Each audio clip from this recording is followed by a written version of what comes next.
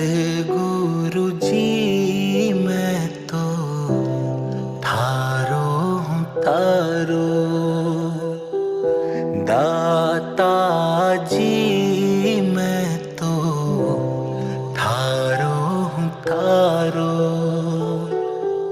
मैं तो थारो टाबरियो, मैं तो थारो टाबरियो, थारो हूँ थारो। सतगुरु जी मैं तो थारो हूँ थारो, दाता जी मैं तो थारो हूँ थारो।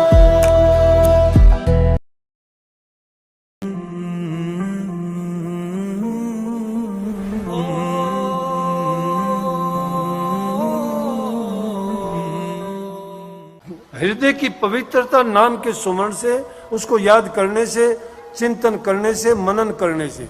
नाम का 3 प्रकार से है, सुमरण करना, चिंतन करना और मनन करना। और उसके भी एक बैखरी जबान से जपते हो, दूसरा बिना जपे। जो बैखरी जबान से जपते हो वो जाप है, जो बिना जपे फिर याद हो जाता है, पक्का हो जाता है, वो अजपा हो जाता है। और फिर अनहद में जब चला जाता है तो सोते जागते उठते सपन में भी अपने आप ये नाम याद आता है। कबीर साहब जैसे संतों ने कही कि जाप मरे, अजपा मरे, अनहद भी मर जा, सुरत समानी शब्द मरता काल नहीं खा। जब नाम का सुमरण तुम्हारा पक्का होगा तभी तो सुरत आगे चलेगी। जब नाम का सुमरण ही नहीं करते हो आप, और सुमरण करने में कुछ नहीं लगता, वो जाप तो आप कभी भी कर सकते हो, चलते फिरते उठते बैठते काम करते, सब्जी रोटी बनाते, घर में रहते हुए, कोई मना नहीं करता। आराम से काम करो, तुम्हारा मन लगा रहेगा नाम की ओर, काम भी हो जाएगा और पता भी नहीं लगेगा कब काम हो गया और तुम्हारा नाम का सुमरण भी पक्का हो गया। अरे अभ्यास बहुत एक शक्तिशाली चीज है। एक रस्सी भी सिल पर गिरती है तो भी वो उसको पत्थर को काट देती है, कितनी नरम होते हुए भी। इसी प्रकार से अगर बार बार उस नाम का सुमरण करोगे, चिंतन करोगे और हृदय में जब सच्चे दिल से उसको याद करोगे, तुम्हारे हृदय में वो प्रभु के गुणों को भर देंगे, सब हृदय पवित्र होगा, बुराइयां सब बाहर आ जाएंगी। और धन की पवित्रता मैंने बता दी। धन अगर है तो नेक कामों में लगाओ, सच्चा सौदा करो, उससे सच्चा सौदा करो, गरीब भूखे की मदद करो, तुम्हें दुआ मिलेगी। उस धन से कोई पुण्य का काम करो, जो पुण्य के काम में लगाता है। जो आदमी भजन नहीं कर पाता और जो दान पुण्य में भी मन लगाता है तो भी उसका बहुत कुछ भला होता है, बहुत कुछ उसको अच्छा मिलता है, क्योंकि उसने दान पुण्य का भी फल कम नहीं होता। लेकिन दान करना भी क्या है, दान भी वो होना चाहिए जो खुले दिल से करे। ये नहीं कि वो तो कहे ये दान कर दे, वो कहे ना, वो कहे ना ना ज्यादा करना, वो नहीं कहेगा ना अब नहीं और फिर कर दूंगा। ये दान करवाना नहीं है। दान वो है जो आदमी अपने दिल से खुश होके करता है। आया सो दूध समाना, मांग लिया सो पानी, खींचा तानी रक्त बराबर, ये सतगुरु की वाणी। जो आता है उसमें दूध जैसा गुण है, जो अपने आप आता है। समझो दूध में कितने गुण हैं, भूख भी मिटाता है, शक्ति भी देता है, स्वास्थ्य वर्धक भी है। इसी प्रकार से ये सारे गुण दूध में हैं। तो जो चीज अपने आप आती है उस दूध की तरह से गुणों से भरी हुई होती है। और जो मांग लेते हो, मांग के कोई कहता है मुझे ये चीज दे देना, तो समझो कि ऐसा हो गया जैसे पानी मांग लिया। पानी में तो एक प्यास मिटाने की तुम्हारी तृष्णा थी, तुम्हारी इच्छा थी, तुम्हारी चाह और मांग थी, वो पूरी होगी बस, और कुछ नहीं है गुण उसमें। मांग के ले लिया। और अगर होगी खेचातानी कि वो कहे कि ना इतने लूंगा, वो कहे ना ना अब नहीं, मेरी हिम्मत नहीं है, अब इतने नहीं दूंगा। लेकिन अरे जिसके पास हो उसको दे देना चाहिए। आदमी जब किसी के पास मांगने के लिए जाता है उसको आस होती है ये देगा, इसके पास है। अगर जिसके पास होता है और वो नहीं देता है तो वो भी बड़ा गलत है, फिर उसकी भी भावना बहुत गलत हो जाती है। लेकिन ये बात बुरी है, खर्चा तानी में तो ऐसा काम होता है जैसे किसी जीव को मार के उसका रक्त बहा दिया। वो देना ही नहीं चाहता है, उसमें कोई गुण नहीं है। अगर वो ले भी लिया तो तुम्हें कोई फायदा नहीं करेगा। लेकिन मांगना भी बुरी चीज है, मत मांगो। अपने आप पर अपना रूखा सूखा खाओ, जैसे फरीद साहब ने कही कि फरीदा देख पराई चौपड़ी ना ललचाए जी, रूखी सूखी खाए के ठंडा पानी पी। लेकिन आजकल की तरह ना करना। आजकल वाले ने और उल्टी कहावत बना ली, फरीद ने तो बहुत अच्छी कही थी।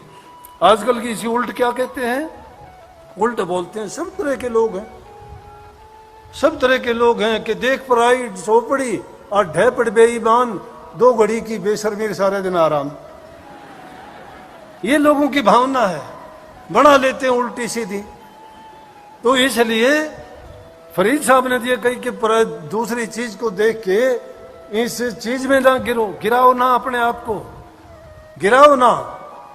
लेकिन जो अपने जैसे ख्यालात थे उसने भी प्रकट कर दिए कि क्या लगता है थोड़ी ही बेशर्मी करनी पड़ती है, उसके बाद हमें निश्चिंत हो जाओगे। नहीं, दूसरे की चीज की बजाय आदमी भूखा रह ले, दूसरे की मांगने की बजाय आदमी कम चीज का प्रयोग कर ले। अगर तुम सादा भोजन खाते हो, सादे कपड़े पहनते हो, गुण अच्छे होने चाहिए। सादगी में जो चीज है वो और चीजों में नहीं है। ये दिखावटीपन में नहीं, सजाना है तो हृदय को सजाओ, और हृदय सजता है प्रभु के नाम से, अच्छे गुणों से, हृदय की पवित्रता और शुद्धता से, इन चीजों से नहीं। लेकिन अगर इंसान मजबूर भी हो जाए तो संतों ने फरमाया है कि मांगन मरण समान है, मत कोई मांगो भीख। भीख मत मांगो किसी से, मांगना मरने के बराबर है। समझो कि मरा हुआ इंसान है ये। प्रभु ने तुम्हें सब कुछ दिया, सुंदर शरीर दिया, हाथ दिए, पांव दिए, बुद्धि अकल समझ दी, ज्ञान दिया, विवेक दिया, सब कुछ करने के योग्य हो तुम। फिर आलस के कारण और लालच के कारण इंसान आगे नहीं बढ़ पाता है। आलसी होता है वो काम नहीं करता, लालची आदमी की कभी नीति नहीं बढ़ती है। ये दोनों चीजें इंसान को आगे नहीं बढ़ने देती। जैसे पांव की मोच और ओछी सोच आदमी को आगे नहीं बढ़ने देती। पांव में मोच आ जाए कैसे चढ़ेगा, नहीं चल सकता ना अच्छी तरह। और ओछी सोच हो जाए जिसकी, छोटी सोच, वो भी आगे नहीं बढ़ सकता। इसलिए मांगन मरण समान है, मत कोई मांगो भीख।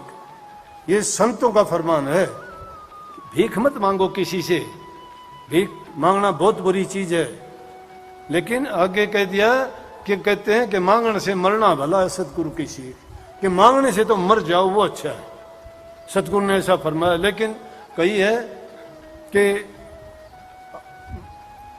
मर जाऊं मांगू नहीं, मर जाऊं मांगू नहीं, अपने तन के काजर परमार्थ के कारण आवन मोहे लाज। कि अपने शरीर के लिए मांगता हूं तो मुझे लाज लगनी चाहिए, लेकिन अगर मैं कुछ मांग के परमार्थ करता हूं, पर उपकार करता हूं, पर हित करता हूं, दूसरे की भलाई का काम करता हूं, तो उसके लिए मुझे कोई लाज नहीं है, मांगने भी चला जाऊंगा। लेकिन उन लोगों को भी इनकार नहीं करना चाहिए। कोई मांगने के लिए आता है ना, वो ये समझो कि उसको इज्जत देने के लिए आता है।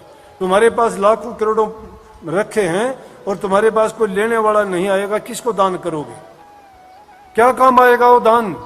कौन लेगा तुम्हारे से? कोई आपसे नहीं लेगा। इसलिए कही है कि जो तुम्हारे पास मांगने के लिए आता है उसको मत करो, क्योंकि जो आदमी मांगने गया सो मर गया। जो मांगने के लिए जाता है वो समझो मर गया। मांगने गया सो मर गया, क्योंकि वो सोचता है मेरी क्या इज्जत है, क्या सोचेगा मेरे बारे में। आदमी अपने आप को मार के ही जाता है, किसी के पास मजबूर होके जाता है। मांगन गए सो मर गए, मर के मांगन जा, उससे पहले वो मरे जो होते कह देना। उससे पहले वो मर जाता है इंसान जिसके पास होता है, फिर कहता है ना ना मेरे पास तो है नहीं। वो आदमी आस करके जाता है। जिसके पास जाता है उसको कभी इनकार ना करो, हाथ से जरूर दो। तुम्हारे पास है तो उसकी मदद जरूर करो। तुम दूसरे की मदद करो, तुम्हारी परमात्मा मदद करेगा। जो इस तरह से कर देता है उसको खाली लौटा देता है तो खाली रह जाता है। संतों का तो फरमान यही तो है। इसीलिए तो आप भी कोई नोट चढ़ाते हो, कोई प्रसाद लेके आता है, कोई चादर लेके आता है, कोई कपड़ा लेके आता है। क्यों लेके आते हो? ये भाव है। क्योंकि जहां कहीं भी जाते हो, 3 जगह जाते हो, खाली मत जाओ। गुरु के पास खाली मत जाओ, रिश्तेदार के पास खाली मत जाओ, अगर किसी अफसर के बड़े आदमी से मिलने जाते हो वहां खाली मत जाओ। क्योंकि जहां इंसान जाता है वो सम्मान लेके जाता है। जिसको उपहार कहते हो, तोहफा कहते हो, वो तोहफा नहीं, उस चीज का वो भूखा भी नहीं है। लेकिन तुम जो लेके जाते हो सम्मान लेके जाते, इज्जत लेके जाते हो, उसका सम्मान करते हो।